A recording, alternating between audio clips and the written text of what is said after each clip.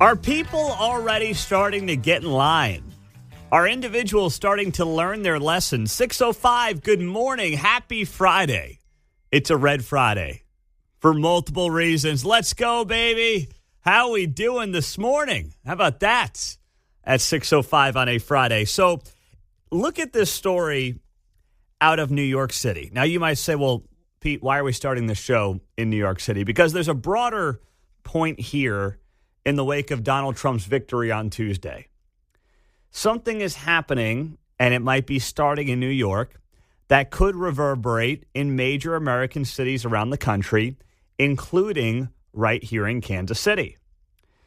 Here's a package from ABC News in New York, talking about how their mayor, Eric Adams, you remember the guy who said Kansas doesn't have a brand, right? That was his infamous line about the state of Kansas.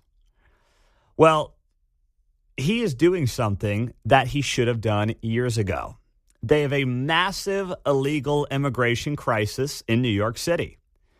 And suddenly Mayor Adams is planning to do some things. He just happens to announce this 2 days after Donald Trump gets reelected or gets elected for a second time about his illegal immigration issue. Let's roll it. The city will no longer issue vouchers to migrants to pay for food, ending a controversial program that had repeatedly come under attack by conservatives and others. This pilot program in New York City, drenched in both humanity and controversy, distributed drenched in humanity and controversy. Gosh, I don't miss having to watch that news. I'm telling you, you think Woke 41 is bad, you got to listen to that. Drenched in humanity and controversy, says the big voice ABC News New York television anchor. Bro, you are handing out free checks and money to illegal immigrants. I always tell my wife when I don't want to go somewhere it's too peoply, but I think I will use drenched in humanity out there. Yes, please steal that one from the turd ABC anchor in New York. Let's continue. Cards to migrant families staying in city-funded hotels and allowing them to buy their own food. Eyewitness News reporter Josh Einier following the breaking news for us. Josh? Well, Bill, it's a program that, as you say, generated plenty of controversy, but now its absence may raise even more questions. The so-called Immediate Response Cards pilot program was designed to help feed migrant families who'd found themselves in New York with no way to afford food. The one-year contract provided what the city described as culturally relevant food to 2,600 migrant families, allowing them to basically buy what they wanted. A family of four with two kids under 5 got about $350 per week to cover food in a program the city said would actually save taxpayers millions a year. It also reduced food waste. You may remember the food the city had been providing in migrant shelters was seen as not culturally sensitive to the needs of some migrant groups. And the food they were serving in certain shelters was not seen as culturally appropriate to certain migrant groups. Dude, you're in the country illegally. Get your damn free food and stop complaining about it. Oh, my goodness. People are unbelievable. I didn't know it was that. I mean, I knew it was bad. I didn't know it was that bad. And I didn't know the media would so embarrassingly cover for something like the migrant crisis they're dealing with and then go on to say, yes, we were trying to make sure that the food was culturally appropriate for all involved. Some seemed offended by it. Could you imagine having the audacity to end up in a country illegally that you're not supposed to be in anyway, and then bitch about the food? I mean, that is just next level arrogance. My goodness. Ended up just going to waste. For more than a year, the city was groaning under the weight of more than 200,000 asylum seekers. Officials say the migrant population has actually reduced lately. In fact, a massive shelter on Roosevelt Island is in the process of closing. In the meantime, Mayor Adams spoke on the phone yesterday with President-elect Donald Trump, who had vowed during his campaign to mass deport migrants. Aside from congratulating him on his win, though, Adams today would not say what they discussed. So that's Eric Adams, mayor of New York, suddenly looking like he is going to try to get his crime situation, illegal immigration situation under control. He spoke to Donald Trump 2 days ago on Wednesday, And he told the media that they're working together on infrastructure, public safety, and other issues.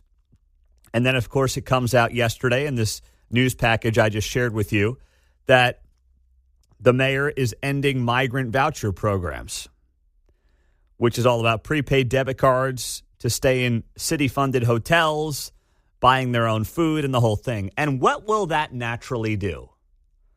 Well, suddenly, people who are coming illegally or trying to come illegally will say, well, I can't just go to New York anymore. Just cutting off those programs will stop the flow of illegal immigration, because suddenly ending up in a place like New York and getting a debit card to pay for your hotel room and your food, well, not having that kind of gets rid of some major incentives, does it not? So you've got that mayor in New York City learning his lesson. You have Mayor Lucas here in Kansas City, I believe, at least saying the right things yesterday on this show, learning somewhat of a lesson. And if you missed my conversation with Mayor Lucas, it's up on the podcast on Apple and Spotify. You can find it there. But I thought he was way more introspective than what I've seen from many of the talking heads and Democrats on television. So maybe it really is the mayors who are going to be the ones who have some common sense, even if there's a D next to their name, and say, you know what? The American people gave a mandate here. Maybe we should at least open our eyes as to why it is that working class individuals, not just white working class individuals, but Hispanic and black working class individuals appear to have said this whole thing with Joe Biden and Kamala Harris ain't working. Quentin Lucas told a story I'll never forget 2 weeks ago on the show. He was up in Wisconsin campaigning with the Harris team, and he talked about an elderly black woman who chewed him out for the party's dealings with illegal immigrants and basically just having a wide open border. Now, no one off Ward Parkway is going to chew out Mayor Lucas about that. If he comes over the state line to Prairie Village, no one's going to chew him out about that. But he goes to working class to lower class neighborhoods in Wisconsin, and elderly black women are chewing him out over it. That should be eye-opening, especially in the wake of Donald Trump's victory. So mayors might be the ones who are suddenly coming to their senses.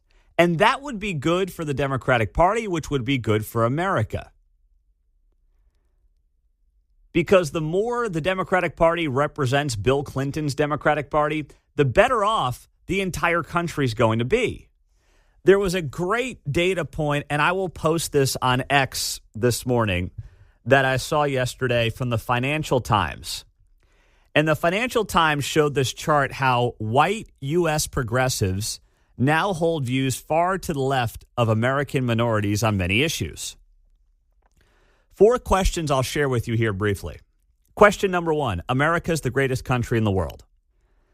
White conservatives, 90% agree. Hispanics, 75% agree. Blacks, 60% agree. White progressives, 30% agree. Racism is built into our society. Only 25% of white conservatives believe that. 38% of Hispanics, 60% of blacks. 75% of white progressives believe that. How about this question? Government should increase border security and enforcement. 95% of white conservatives believe that. 45 to 50% of Hispanics believe that. 50% of blacks believe that. White progressives, 15%. This is literally why they lost. White progressives hold the most far-left views in the country, and they are further to the left of all American minorities on many major issues. The problem is their ruling class are the white progressives, or those that are in that little bubble. And if they continue down that road, they will keep losing. Maybe they need to listen and get some common sense, like with Eric Adams in New York, and maybe even Quentin Lucas here in Kansas City. 913-408-7957. Happy Red Friday, like super duper Red Friday, for multiple reasons. here on KCMO Talk Radio. That's right. Woo! Mark's all decked out in his usual red. Woo! There we go. That's very good for 6:15, Mark. The pipes are sounding good. They're strong, baby. Coming up next, Trump makes his first big decision, and it's a great one. We'll tell you why coming up. Well, Donald Trump has made his first big decision, and it's his chief of staff, Susie Wiles. She ran his campaign. She has been in Donald Trump's orbit since 2016, and she is the first female chief of staff in United States history. But we don't talk about firsts when it's Republicans, just so we're all on the same page. I wonder how Mark Cuban's feeling today. Yeah, that's right, Mark. You nut job. He's a nut job. Oh, my goodness. Yeah, Trump doesn't surround himself with strong, smart women. Susie Wiles is 67 years old, and she is the daughter of the late Pat Summerall.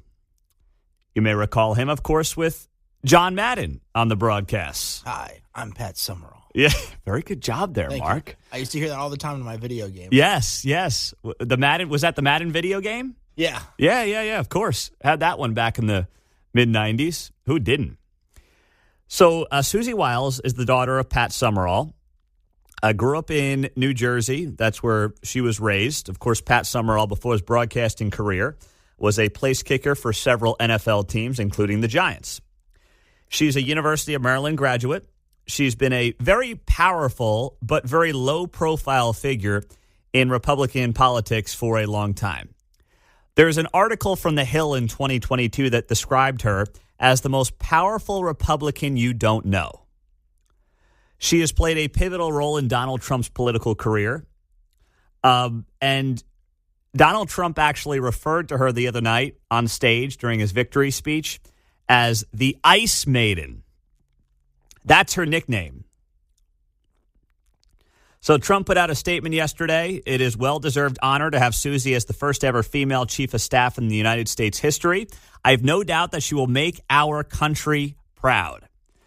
Yesterday, CNN reported on this selection of Susie Wiles, and here's what they said. As we talked about earlier today, Susie had been the top contender going into this. She is someone who makes Donald Trump feel comfortable. She is also someone who has really lasted the longest in Donald Trump's orbit, a place that is known for knife fighting and backstabbing. She has been loyal to the former president, a constant by his side since he left office in 2021. One thing I will say, Jake, she had some stipulations that he clearly agreed to, telling one source that she didn't want the clown car to be able to have access to the White House at any time, meaning those people who they don't want near Donald Trump. She clearly won that argument. She will be the first female chief of staff in United States history. All right, there you go. That's from CNN. Now, what does that mean? She didn't want the clown car involved. Well, depending on how much you follow this stuff, that would be names like, and this is my speculation, but having read some of this stuff, Corey Lewandowski, who ran his 2016 campaign, was said to be a guy in the last couple of months in this election who tried to get himself back into Donald Trump's immediate orbit, who tried to sabotage Susie Wiles down the stretch. And eventually, what happened, according to multiple reports, is Susie Wiles, who's going to be Donald Trump's next chief of staff, basically told Trump, listen, if you bring Corey back in, I'm out. You pick. What do you want? Who do you want to run this thing? And Trump picked her. Trump picked Susie Wiles. So the clown car, I believe, is referring to Lewandowski, who had been sidelined by the Trump campaign after having a big role back in 2016. But listen, times change. Things change. I'm sure that also means lunatics like Laura Loomer and people like that who are kind of in Donald Trump's orbit, their social media, I don't know if stars is the right word, but they're social media influencers in certain pockets of Donald Trump's movement, and they're not good for Trump. They're not. I mean, they can do what they want on social media, but when it comes to running the federal government and doing what's in the American people's best interest and staying focused on that, they're not helpful because in the end, a lot of these people are about self-promotion. Susie Wiles is the perfect pick for Trump because she really wants no part of the spotlight. Trump tried to get her on stage the other night to say a few words, and she was like, no, I'm good. So then the other guy that helped run the campaign, his name is Chris LaCivita, he spoke for a little bit. But this is not a woman who has any interest in the spotlight. Like I said, that article in The Hill 2 years ago called her the most powerful person in Republican politics you don't know. She's not there to use Donald Trump to further her platform for like Instagram followers or Facebook likes or anything like that. She's a serious person there to do a job. And that's the first sign to me that things are going to be different for Donald Trump this time around. My hope is that he's not going to have massive turnover. He knows who he can trust this time around. He's got people in his orbit who he knows are loyal and also, most importantly, who are just serious about the job at hand and will do the job they're being asked to do. Not some other job, like the job you're being asked to do.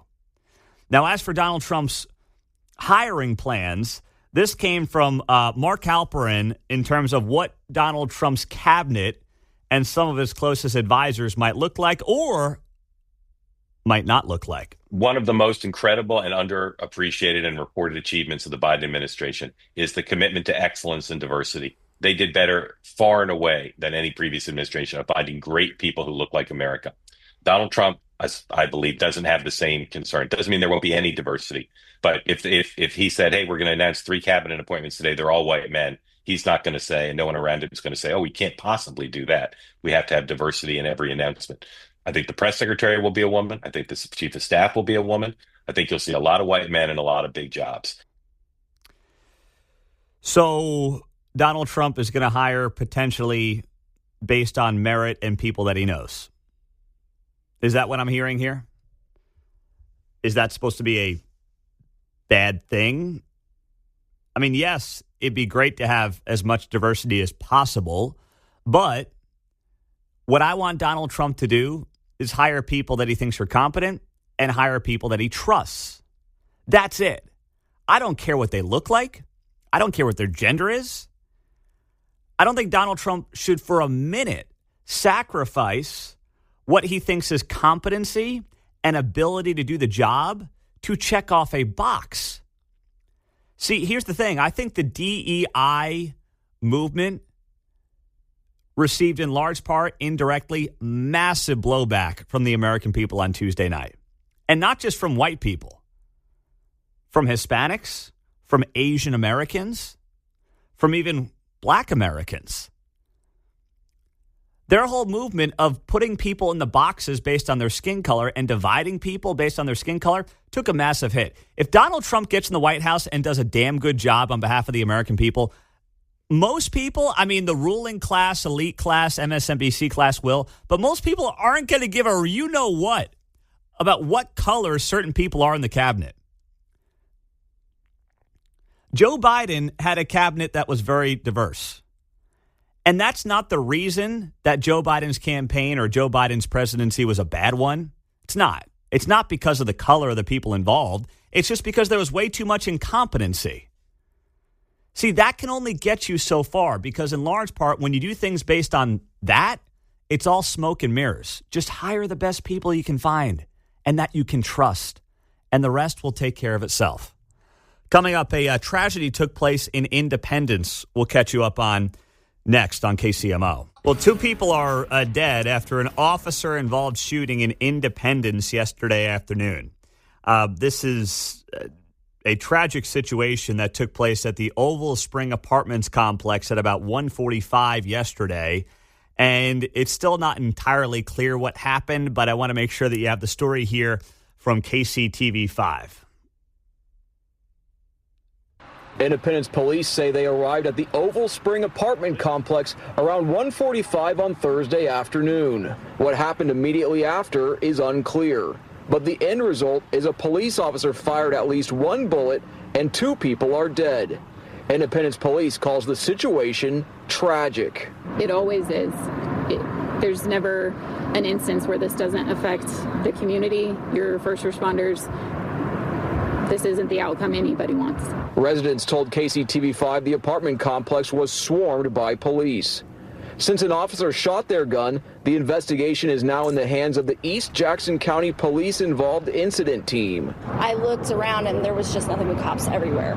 And then my neighbors around here started texting me and telling me what was going on. The whole independent police station was here, so that's nice to know that they came on time to try to help with the situation, whatever transpired. I don't know, but it's sad to see. And right here outside your door, it's really sad. Police say they cannot talk about the nature of the domestic disturbance call they received.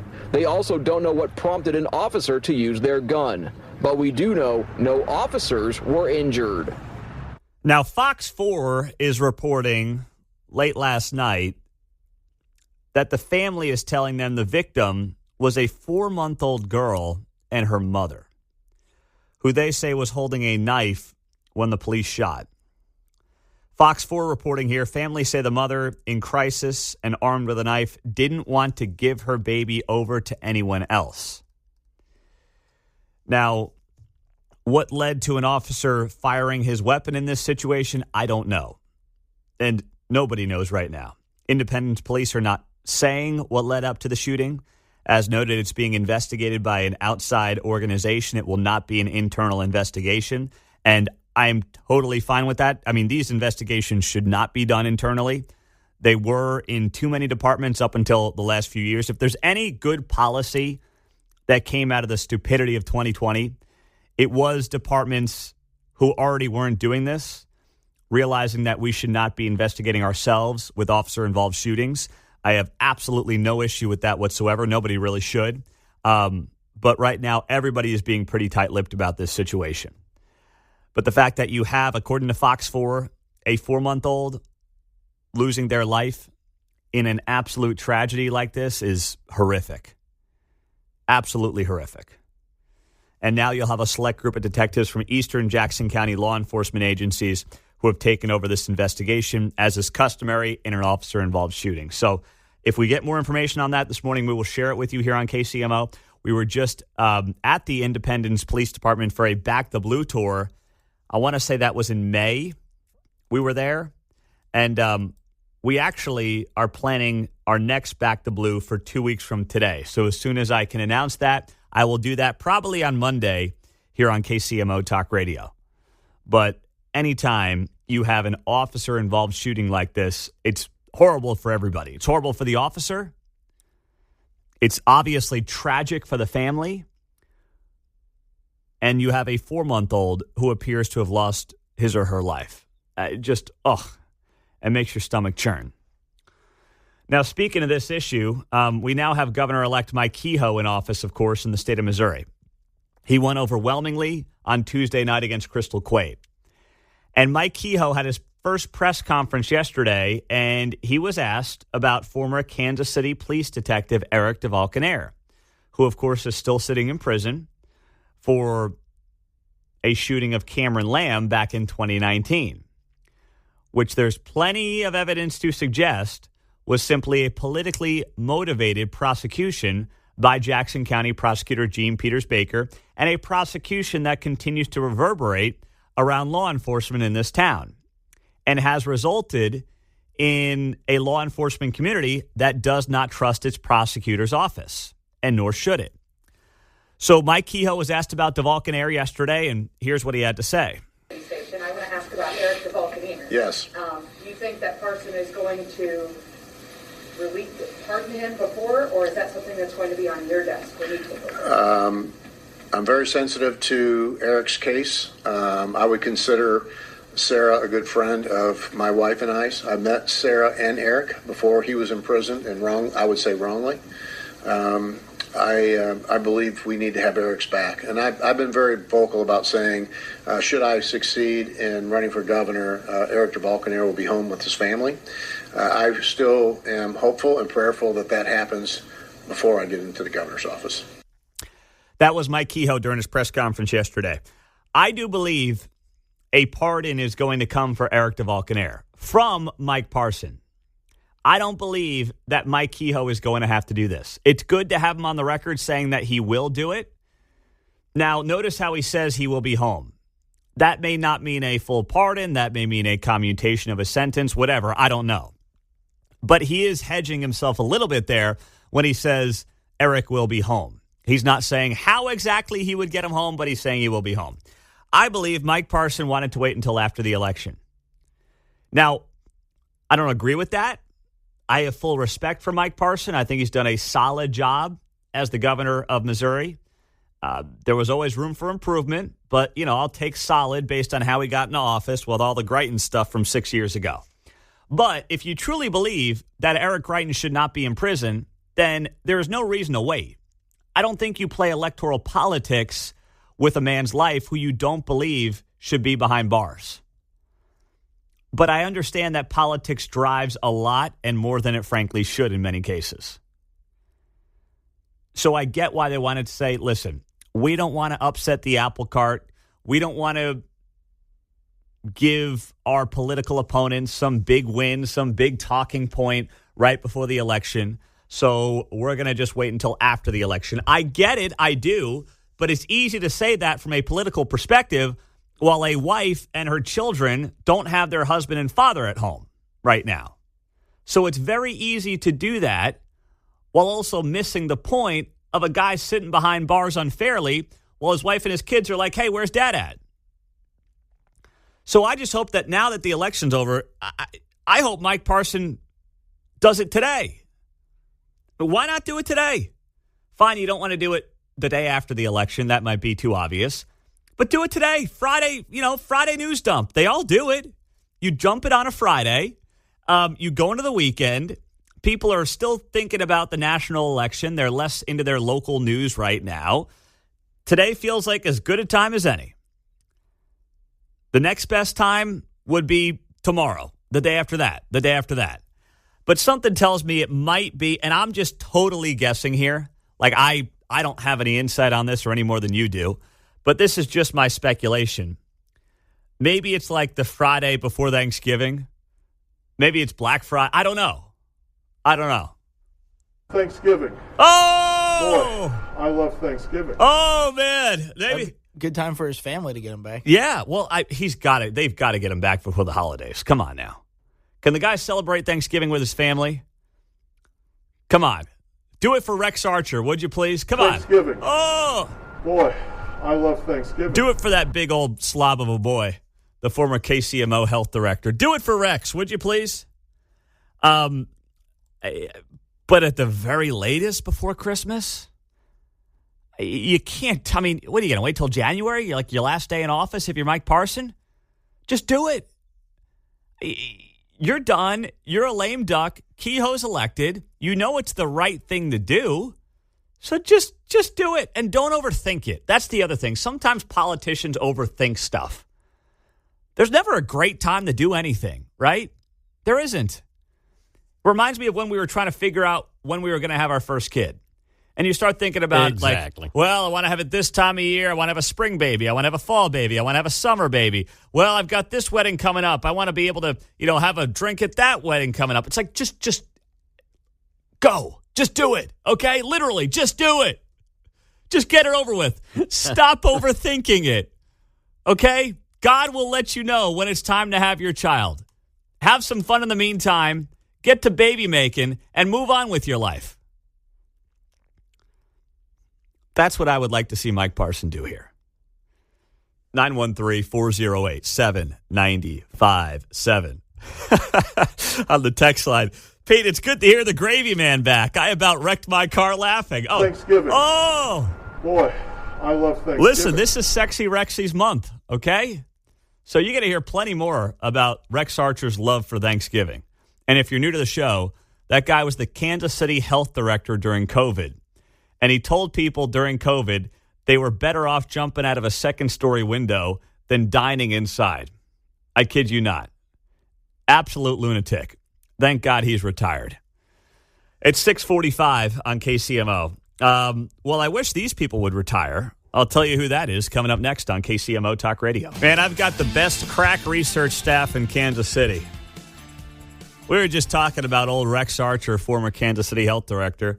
And Mark drops this bomb on me that Rex after 23 years as director of health for the city of Kansas City, Missouri, is now a Tai Chi instructor. Oh, my goodness. That was not on the bingo card. He first learned Tai Chi form while a medical student in Kansas City at Loose Park 45 years ago. He's been practicing Chen-style Tai Chi since 2016 and is a certified level 1 instructor at Three Dragons Way School of Tai Chi. Could you imagine this guy doing Tai Chi? Holy smokes. That would be some look. Woo! In the meantime, there's no Tai Chi during November, okay? No Tai Chi this Thanksgiving. Nope. Boy. Too much planning. Too much planning. 3 weeks. Sensei. Yeah. 3-week countdown to Thanksgiving. So no time for Tai Chi this month. In the meantime, if you're roaming through Loose Park and you see some guy breathing heavy with a big beard doing Tai Chi, let me know. Call in. That's who it is. 913-408-7957. So, The View continued day 2 of its meltdowns. I can't tell you how many people reached out and they said, hey, did you actually watch The View on Wednesday morning with a mimosa? And it's like, well, I had some things to do here at the office. And then if I go home and have a mimosa with the kids at home, I'm going to be useless all day. So I can't really do that. Maybe I'll do it at some point this weekend. I'll watch the DVR for today's show with a mimosa. I'm not a Bloody Mary guy, but I didn't do it on Wednesday. I did go back and watch it. I just couldn't really have a drink while I was doing it, John. You know, I highly recommend Lefty's Losing It because they'll encapsulate these clips for you. Oh, so yeah. Some of these are good. Oh, with these Rita's comments. These are hilarious, great. So. I got to find that. Is that on YouTube? Right, on YouTube. She's with Sky News in Australia. But they have their own similar issues down there, and so same kind of commentary. That's great. Yeah. Well, here was The View yesterday, and this was just next-level meltdown from Sunny Hostin talking about Latino men, and I really hope for our sake they keep doubling down on this. And finally, we talk a lot about these different demographics and these assumptions of where they're going to go. Latinos in Texas, a district that's 97% Latino, went 75 percentage points for Donald Trump. Why? Misogyny. It's on the border. It's the border misogyny. crisis is on their doorstep. So and they were begging people to care about it for years. We need to take some lessons. That's what that was. The lessons are not Knock. Who's there? Oh, my gosh, it's Whoopi. I don't even get that Whoopi Goldberg joke at the end. But anyway, you have Sunny Hostin saying that the reason a county on the Texas-Mexico border voted for Donald Trump by a wide margin, 16 points, is because of misogyny. And here's what, I think her name is Alyssa Farah. She's like the kind of conservative on the show. She's really not a conservative, but she like is kind of one. I actually know somebody who went to Georgetown with her, and they said that she just kind of said and did whatever she had to do to get herself famous and on The View. She really has no principles whatsoever. So she kind of pretends to be a mild right-of-center conservative because it gets her spot on The View, at least for now. But they were talking about this county down in South Texas that we told you about the day after the election, Starr County, Texas. Voted for Donald Trump 58-42 over Kamala Harris. It is 97% Hispanic. And it flipped. It voted for Joe Biden 4 years ago by 5 points, 52-47. It swung 20 points in Donald Trump's direction. 10 points, sorry.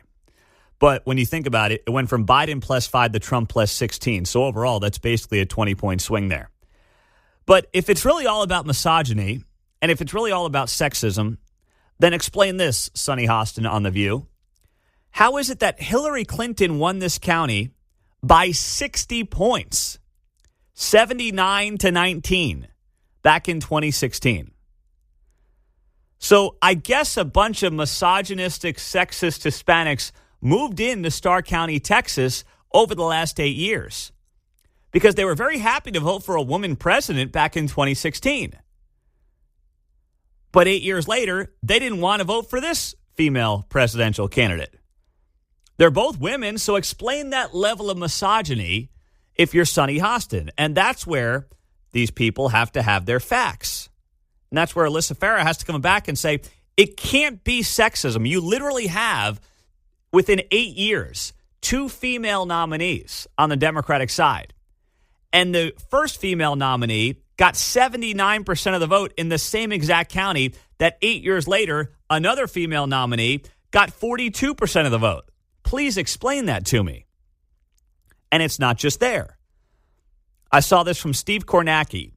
He is a national political correspondent for NBC News. He's the guy real hyper in front of the maps, his shirt tails flying and his sleeves and all. Rolls his sleeves up, his shirt's hanging out of his pants. They use him on Sunday Night Football sometimes. Yeah. He's like the stats guru, the stats nerd. They use him for cross-promotion on Sunday Night Football. So he pointed this out yesterday on X. Lawrence, Massachusetts, population 90,000. It's an 82% Hispanic community. That's the highest in all of Massachusetts. Adults with a college degree, 15%. Median household income is $58,000. So a very working class community that is largely Hispanic. Hillary Clinton won it by 66 points. Joe Biden won it by 48 points. Kamala Harris only won it by 17 points. That is a 50-point swing in 8 years from Hillary Clinton to Kamala Harris. If the progressive response to this is Latino men in particular are all sexist and misogynistic, I really hope that you keep doing that and banging that drum. If you're not going to look in the mirror for a second and wonder how we got here and wonder why we got here after Tuesday's results, you will continue to lose. If you stay in a white, highly educated, progressive bubble, you are screwed. The majority of America does not have a college degree. They don't realize that, but it's true. And if you continue to double down on that little bubble of MSNBC viewers, then you will keep losing, and these trends will keep going in the wrong direction for you. Now, Donald Trump has to capitalize on this. He's got to figure out a way and make sure that he does the work that the American people expect of him out of the gates, and I think that he will. But politically speaking, they're not doing anything to help themselves here. And selfishly, I want to be okay with that. But at the same time, I would like some common sense on that side of the aisle back in politics. I think it's better for the country if you get back to like Bill Clinton's style of Democratic Party. It would be harder for Republicans to win, but it would be better for America as a whole. And in the end, that would be a win for the country as a whole. If we weren't having to debate like whether or not we should have a wide open border and whether or not men should be allowed to compete in women's sports and like just these basic things that most regular people agree on, if we can get back to that, that would be a step in the right direction. But based on some of the melting down I'm seeing on social media and on some of these TV shows, I'm not convinced that that's happening anytime soon. Well said there by Bill O'Reilly, who is going to be on this show in just over an hour, 8:30. We will have Bill O'Reilly right here on 95.7 FM and streaming on the KCMO Talk Radio app. So do not miss that conversation as we will put a bow on election week with our good friend Bill O'Reilly. So Travis Kelce put up a post that upset a lot of the Swifties. What was that post? Was it some post-election support for Donald Trump? Was it Kelce in a MAGA hat with Patrick Mahomes' mother, Randy? What was it that would upset the Swifties so much? Well, it was a post of Travis Kelce with his team on Monday Night Football. And the post read, Arrowhead at night, with a stadium emoji and a fire emoji. And it was himself, DeAndre Hopkins, Creed Humphrey, Patrick Mahomes, all in the end zone at Arrowhead, celebrating a touchdown. The Swifties didn't like it. There were Swiftie posts that went viral, Swiftie comments that went viral on Travis Kelce's post that felt it was ill-timed of Kelce, given Donald Trump's defeat against win over Kamala Harris. Some of the comments included things like this. Quote, Trav, I love you, but please read the room. Somebody else posted, Travis, please, not right now. We're mourning. Somebody else posted, quote, not today, Travis. Please read the room. These posts continued on and on and on as Kelce has amassed 6.8 million followers on Instagram. Others mentioned Travis Kelce's girlfriend, Taylor Swift, and asked what she thinks of the outcome of this year's presidential race.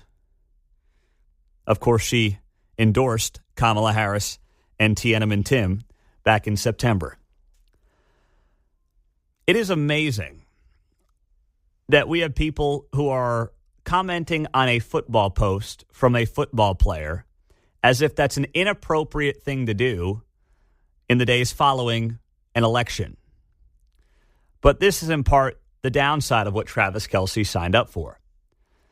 He is more famous than he ever imagined being. He is no longer just football famous. He is globally famous. And that comes with a lot of good stuff. That comes with a $100 million podcast deal for New Heights. That comes with being able to, if you want it, do basically any commercial that you so please.